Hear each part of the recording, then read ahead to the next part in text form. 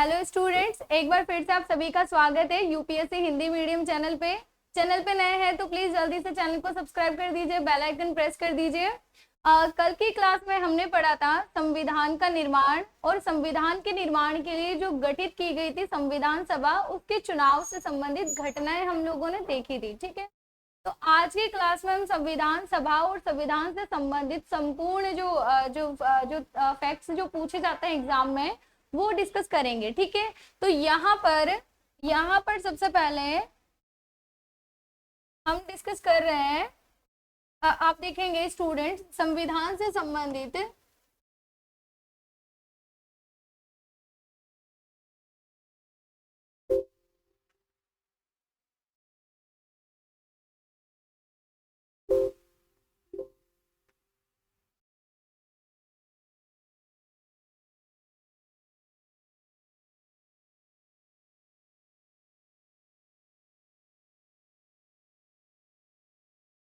हाँ, अब यहाँ हम डिस्कस कर रहे हैं संविधान से संबंधित महत्वपूर्ण तथ्य।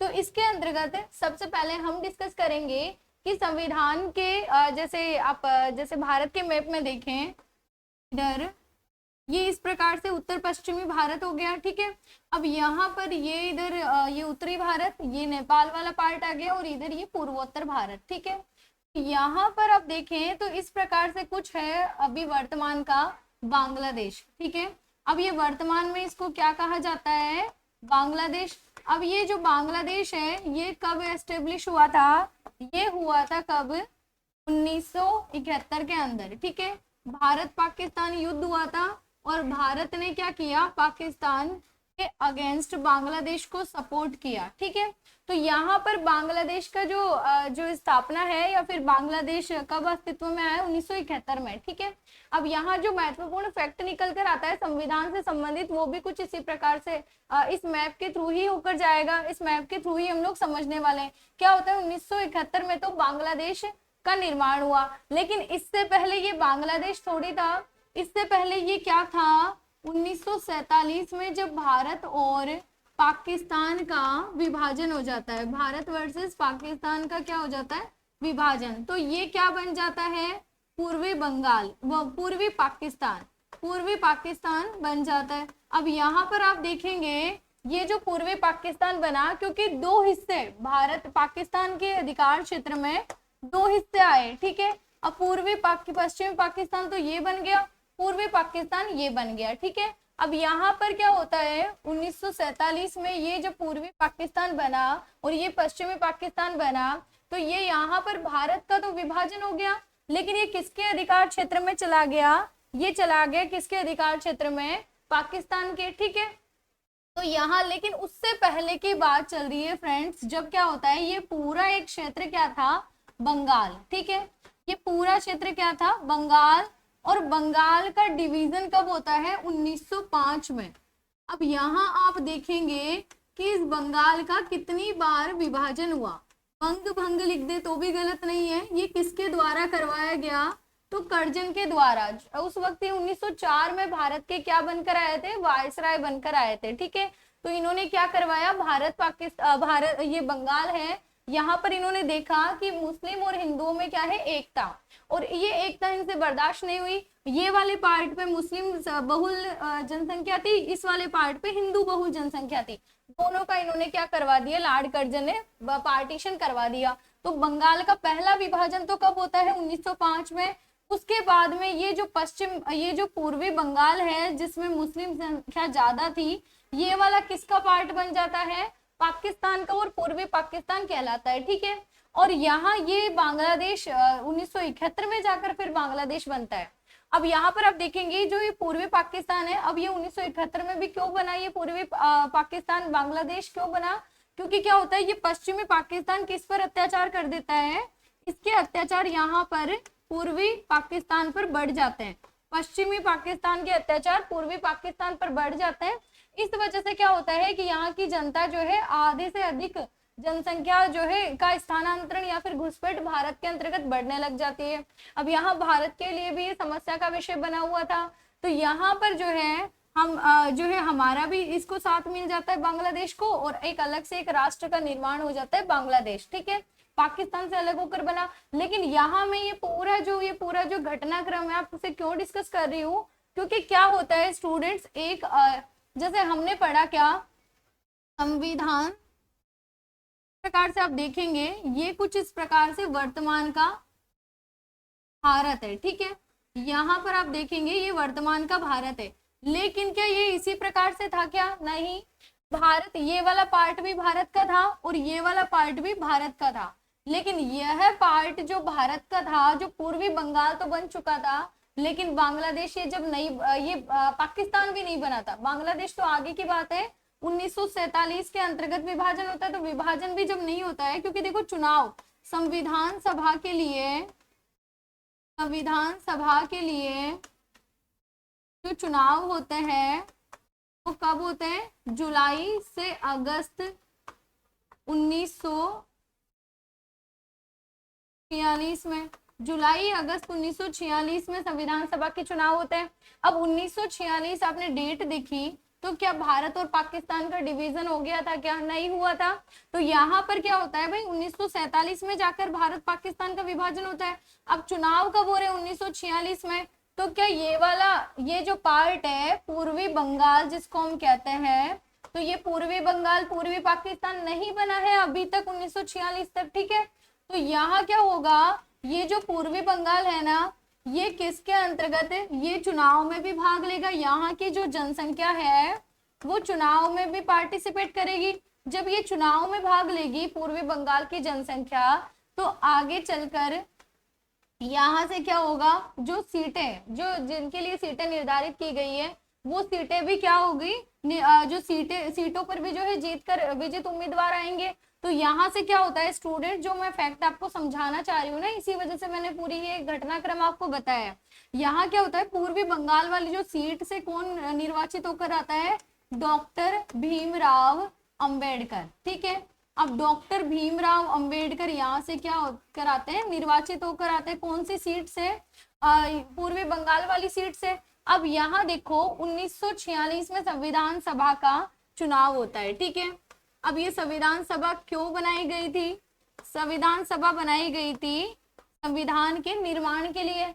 अब 1949 में जाकर संविधान बनकर तैयार हुआ और 1950 में संविधान क्या हो जाता है, लागू हो जाता है, ठीक है। 1950 में संविधान क्या हो जाता है, लागू हो जाता है। बनकर तो तैयार कब हुआ, 1949 में, और लागू कब हुआ, 1950 के अंदर, ठीक है। तो यहाँ पर क्या होता है, बनकर तैयार हुआ।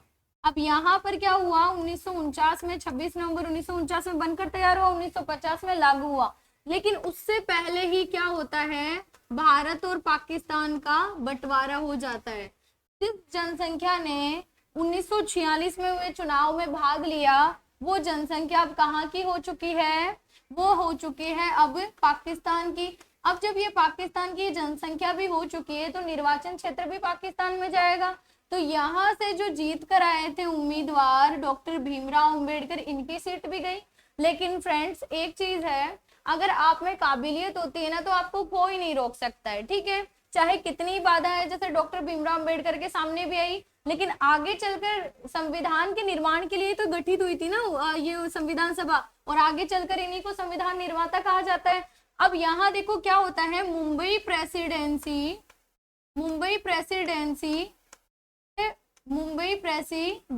के से जीत कर आए थे कौन, M.R.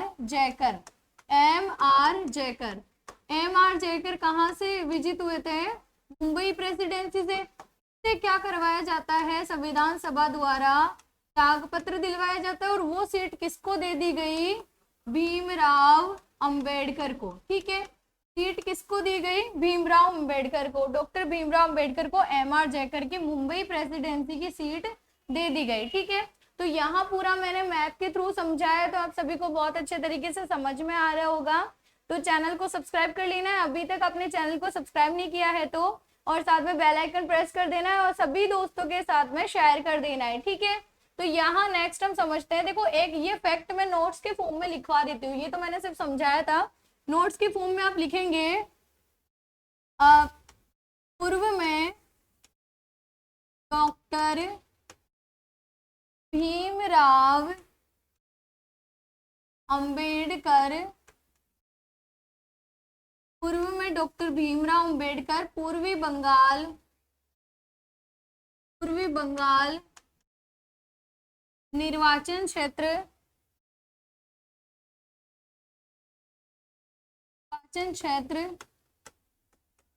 से संविधान सभा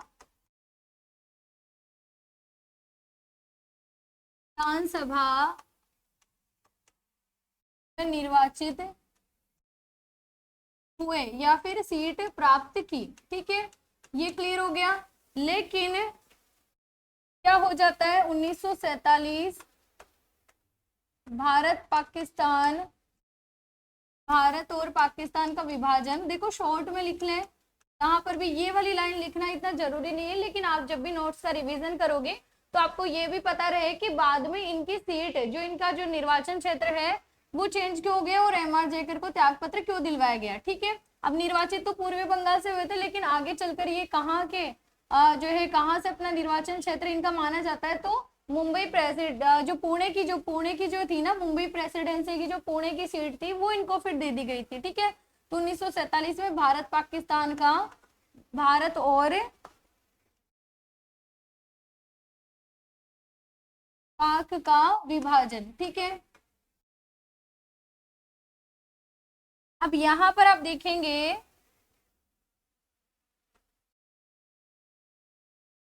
नेक्स्ट पॉइंट आप लिखेंगे तत्पश्चात मुंबई प्रेसिडेंसी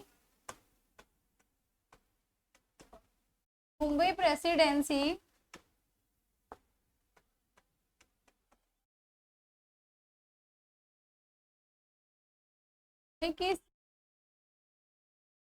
को दे दी गई, भीमराव अंबेडकर को, लेकिन किससे त्याग पत्र दिलवाकर, एमआर जयकर त्याग पत्र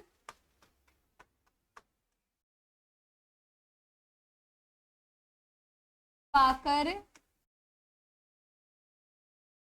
भीमराव अंबेडकर को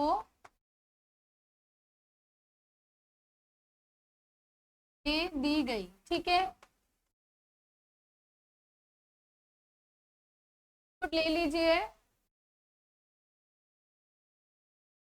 आगे बढ़ते हैं, कुछ और फैक्ट्स है, लिखेंगे महात्मा गांधी और मोहम्मद अली जिन्ना, महात्मा गांधी और मोहम्मद अली जिन्ना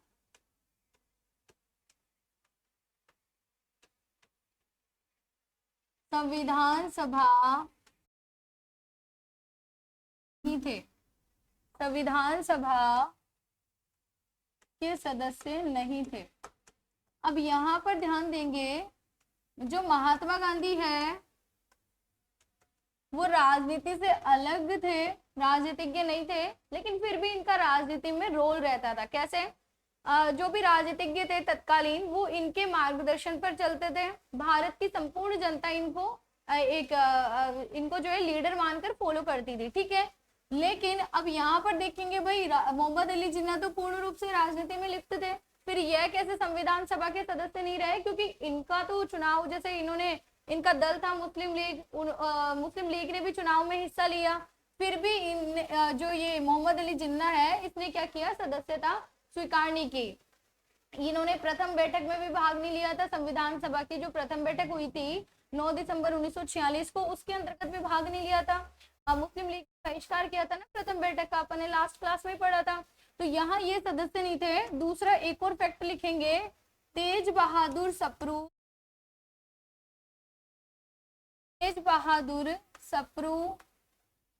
तथा प्रकाश नारायण,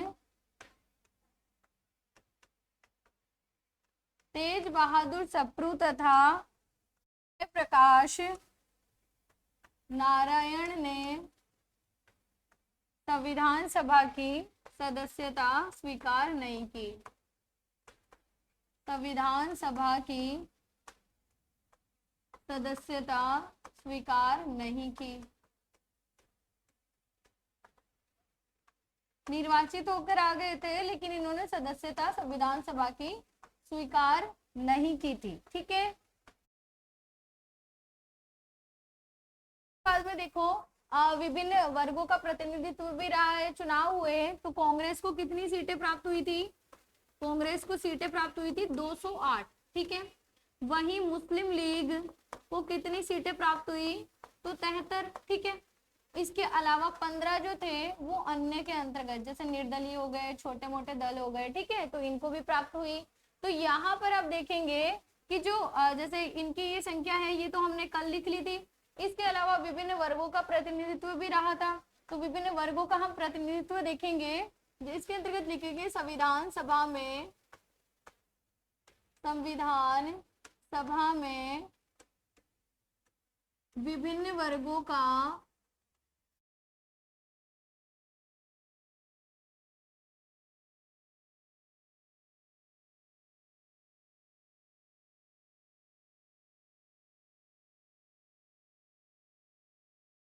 वर्गों में हम लिखेंगे। देखो वर्ग मतलब क्या हो गया, जिसके अंतर्गत जैसे जो आरक्षित वर्ग है ना उनसे संबंधित जो है क्वेश्चन एग्जाम में आते हैं। तो इसमें लिखेंगे अनुसूचित जाति से कितने व्यक्ति थे, अनुसूचित जाति से कितनी व्यक्ति या फिर कितनी सीटें। ठीक है, तो कितनी सीटें प्राप्त की थी अनुसूचित जाति से? 26।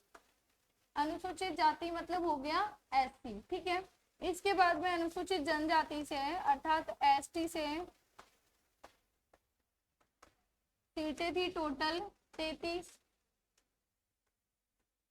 और ये अनुसूचित जाति और अनुसूचित जनजाति के बारे में कौन सी अनुसूची में उल्लेख मिलता है वर्तमान में? कॉन्स्टिट्यूशन की 5वीं अनुसूची में। देखो याद करने की ट्रिक्स में अनुसूचियां भी पढ़ाऊंगी, टोटल 12 अनुसूचियां हम डिस्कस करेंगे नेक्स्ट क्लासेस में। तो यहाँ पे ट्रिक्स के माध्यम से बताऊंगी, एकदम इजीली याद हो जाएगा ऑन द स्पॉट। तो यहाँ देखो ये एस की आकृति क्या 5 जैसी नहीं लग रही क्या? तो यहाँ पर क्या 5वीं अनुसूची नहीं हो जाएगी? 5वीं अनुसूची में उल्लेख है ना किसका? एससी का और एसटी का। तो इसी प्रकार की और भी ट्रिक्स हैं, तो क्लासेस में आपको बने रहना है और चैनल को अभी तक सब्सक्राइब नहीं किया तो कर लेना है। ठीक है, अब यहाँ देखो ये वर्ग हो गया अनुसूचित जाति, अनुसूचित जनजाति, और एक महिलाएं भी आरक्षित वर्ग में आती है ना, तो महिलाएं भी लिख लेंगे। टोटल महिलाएं कितनी थी संविधान सभा के अंतर्गत? 15। ये 15 की 15 महिलाओं के हम नाम भी लिखने वाले हैं क्योंकि इनसे संबंधित एग्जाम में फैक्ट्स भी पूछे जाते हैं कि जैसे जो भारतीय संविधान सभा में प्रथम मुस्लिम महिला, कैबिनेट में प्रथम महिला। ठीक है, और इस प्रकार से 15 महिलाओं से संबंधित भी पूछ लिया जाता है कौन से राज्य से थी ये। ठीक है, तो ये भी हम लिखने वाले हैं। इसके अलावा देखो सामान्य और मुस्लिम कैटेगरी से और सिख जो समुदाय से कितने व्यक्ति थे वो भी लिखेंगे। सामान्य में आ जाएंगे गैर मुस्लिम, सामान्य से थे 213। फिर लिखेंगे मुस्लिम समुदाय से कितने व्यक्ति थे, तो मुस्लिम समुदाय से व्यक्तियों की संख्या आ जाएगी कितनी? 79। इसके अलावा सिख समुदाय से जो व्यक्ति थे उनकी संख्या थी 4। ठीक है, तो ये हो गया विभिन्न वर्गों का संविधान सभा के अंतर्गत प्रतिनिधित्व। इसके बाद में हम देखते हैं कि जो 15 जो महिलाएं थी ना, हेडिंग डाल देंगे संविधान सभा में, संविधान सभा में, संविधान सभा में महिलाओं का प्रतिनिधित्व, महिलाओं का प्रतिनिधित्व। अब 15 महिलाएं हम टोटल के नाम लिखने वाले हैं। तो यहाँ पर देखेंगे आप नंबर 1 पे आ जाएगी आपके सुचेता कृपलानी। सुचेता कृपलानी, इनसे संबंधित एक फैक्ट और बनता है, एक क्वेश्चन और बनता है। ये सुचेता कृपलानी कहाँ से है? यूपी से है, और ये भारत की प्रथम महिला मुख्यमंत्री भी है। ठीक है, देखो प्रथम भारत की कैसे हुई, मतलब भारत के अंतर्गत जितने राज्य हैं उनमें सबसे पहले महिला मुख्यमंत्री के रूप में शपथ लेने वाली मुख्यमंत्री ये रही है। ठीक है, तो यहाँ पर लिख लेंगे कि भारत की पहली महिला मुख्यमंत्री, भारत की पहली महिला मुख्यमंत्री, भारत की पहली महिला मुख्यमंत्री कौन है? सुचेता कृपलानी, सुचेता कृपलानी। इसके बाद में दूसरा लिखेंगे, ये यूपी से है, 5 महिलाएं यूपी से थी संविधान सभा के अंतर्गत। दूसरा हम लिखेंगे विजयलक्ष्मी पंडित, विजयलक्ष्मी पंडित भी कहाँ से थी? यूपी से थी विजयलक्ष्मी पंडित, ये भी लिख देंगे यूपी से। तीसरा आ जाएगा पूर्णिमा, पूर्णिमा बनर्जी, ये भी यूपी से ही थी पूर्णिमा बनर्जी, ठीक है। इनके स्टेट पे हम लोग लिखते जा रहे हैं साथ में। फिर आ जाएगी कमला चौधरी, कमला चौधरी भी कहाँ से थी? यूपी से ही थी, कमला चौधरी भी कहाँ से है? यूपी से। उसके बाद में आती है 5 नंबर पे बेगम एजाज रसूल, बेगम एजाज रसूल, बेगम एजाज रसूल, ये भी कहाँ से है? यूपी से है, ठीक है। तो यहाँ देखो बेगम एजाज रसूल से संबंधित एक क्वेश्चन और बनता है, क्या बनेगा कि भारतीय जो संविधान सभा है इसके अंतर्गत प्रथम मुस्लिम महिला, ठीक है, निर्वाचित प्रथम मुस्लिम महिला, या सीधे लिख लें संविधान सभा में, संविधान सभा में प्रथम मुस्लिम महिला, ठीक है, संविधान सभा में प्रथम मुस्लिम महिला बेगम एजाज रसूल कहाँ से है? ये यूपी से, ठीक है। तो यहाँ ये इतने जो 5 जो महिलाएं हैं ये तो यूपी से है। नेक्स्ट जो है वो भी हम देख लेते हैं। इसके बाद में देखेंगे हम 6 नंबर पे मध्य प्रांत से, मध्य प्रांत से कौन है? नाम लिखेंगे पहले राजकुमारी अमृत कौर, राजकुमारी अमृत कौर, राजकुमारी अमृत कौर कहाँ से है? राजकुमारी अमृत कौर है, राजकुमारी अमृत कौर कहाँ से है? मध्य प्रांत से। देखो पहले क्या है कि मध्य प्रदेश नहीं था, मध्य प्रदेश अस्तित्व में नहीं था। ये जो राज्य है ना, राज्य पुनर्गठन अधिनियम आयोग जो है गठित होने के बाद में ही जो है अस्तित्व में आए हैं, ठीक है। तो यहाँ पर जो है एक अधिनियम पारित किया गया था और उसके बाद में एक आयोग गठित हुआ। उसके बाद में फिर भाषाई आधार पर, न चाहते हुए भी भाषाई आधार पर हमें क्या करना पड़ा? राज्यों का पुनर्गठन करना पड़ा, ठीक है। तो यहाँ पर क्या होता है कि जो ये मध्य प्रांत से है ना, उस वक्त क्या है कि आप भारत के अंतर्गत जो मध्य का जो ये क्षेत्र है ना, जिसके अंतर्गत क्या है मध्य प्रदेश वाला एरिया, और ये थोड़ा दक्षिणी राजस्थान, और यहाँ पर ये गुजरात और महाराष्ट्र को तो संयुक्त रूप से क्या बोला जाता था? महाराष्ट्र और गुजरात को तो संयुक्त रूप से बोला जाता था सौराष्ट्र। अब यहाँ तक ये मध्य प्रांत, उत्तरी गुजरात तक ये मध्य प्रांत फैला हुआ था, ठीक है। ये बिहार छत्तीसगढ़ वाले एरिया भी मध्य प्रांत के अंतर्गत आते थे। तो ये मध्य प्रांत से कौन जो निर्वाचित होकर आया था महिलाओं में? राजकुमारी अमृत कौर, ठीक है। क्योंकि धीरे धीरे फिर रियासतों ने भाग तो नहीं लिया था, बट धीरे धीरे रियासतें भी शामिल होने लग गई थी, ठीक है, संविधान सभा के अंतर्गत। फिर लिखेंगे हम 6 नंबर पे तो हो गया है, 7वें नंबर पे लिखेंगे, 7वें नंबर महिला जो निर्वाचित होकर आई है हंसा मेहता। हंसा मेहता कहाँ से थी? ये मुंबई प्रांत से थी, ठीक है, मुंबई प्रांत से थी, मुंबई प्रांत से थी। इसके बाद में हम लिखेंगे, अब यहाँ देखो 3 महिलाएं आपके कहाँ से निर्वाचित होकर आती हैं? मद्रास से। तो लिख लेंगे जी दुर्गाबाई, जी दुर्गाबाई, और जी दुर्गाबाई के बाद में दक्षयाणी वेलायुधन, दक्षयाणी वेलायुधन, दक्षयाणी वेलायुधन, ये कहाँ से थी? ये भी महाराष्ट्र से। तीनों के अंदर लिखेंगे। एक और है महिला अम्मू स्वामीनाथन, अम्मू स्वामीनाथन, अम्मू स्वामीनाथन, ये भी कहाँ से थी? मद्रास से, ठीक है। तो तीनों में इस प्रकार से एरो बनाकर लिख लीजिए। मद्रास से, जो वर्तमान में तमिलनाडु है ना, उसी को जो है प्राचीन समय में मद्रास कहा जाता था और मद्रास का नाम चेंज करके अभी चेन्नई कर दिया गया है, ठीक है। फिर 11 नंबर पे नेक्स्ट हम लिखेंगे आपके एनी मस्करिनी, एनी मस्करिनी कहाँ से थी? एनी मस्करिनी कहाँ से थी? ये हो जाएगा त्रावणकोर। ये एक रियासत थी, क्योंकि अब धीरे धीरे रियासतें भी शामिल हो रही है। केरल की, केरल के अंतर्गत ये पड़ता है त्रावणकोर। तो एनी मस्करेनी कहाँ से थी? त्रावणकोर से। स्क्रीनशॉट ले लीजिए। फिर नेक्स्ट जो है जैसे उड़ीसा से भी है तो वो देख लेते हैं, और बिहार से है, ये स्क्रीनशॉट आपने आई होप ले लिया होगा। तो नेक्स्ट हम देखते हैं बिहार। नेक्स्ट हम देखेंगे सरोजनी नायडू। सरोजनी